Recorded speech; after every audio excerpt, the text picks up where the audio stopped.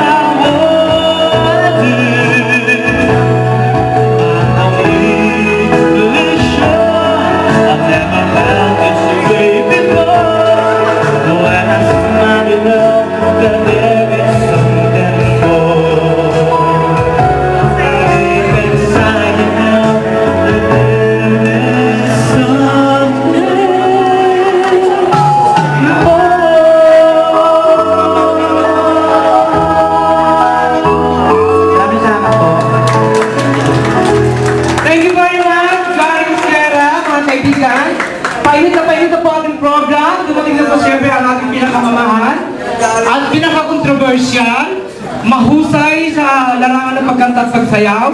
Palakpakan po natin si Mystica, na kaibigan po namin na medyo nawala pa ng ilang taon na.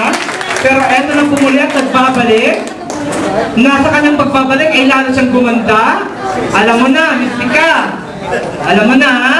Lalo siyang gumanda. Okay mga kaibigan, bago po tayo dumako sa ating parlor gates kasi nagdadating na lang po yung mga guests natin, ito po ay bilang pasasalamat na rin po sa ating mga dealers, sa lahat po ng involved dito po sa aming Diaryong Rimate, sa lahat po ng mga nakakaalam, may kinalaman, sa lahat na po ng mga tumutulong dito sa Rimate.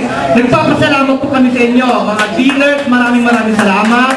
Congratulations! At higit sa lahat po, isang malaking karangalan po ng Rimate, ang inyong pagdalo pagdating ngayong gabi para po sa pagkakaisa po natin dito. Tama ba ako, George?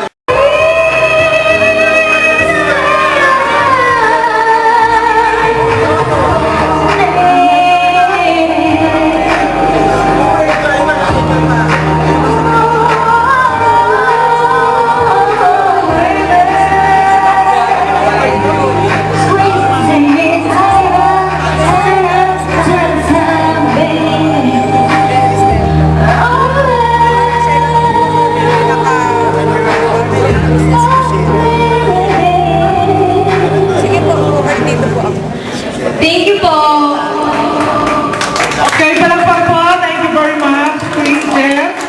George, Yes! iba talaga, painit ka talaga tayo. Painit ka? Kasi habang si Mystica ay busy, Sa mga pictorial. abalang-abala sa mga picture taking, Oo. autograph, and pictorial, At, may isang lalaki lumapit sa atin na parang may kailangan niya, sir. Mr. Rizal.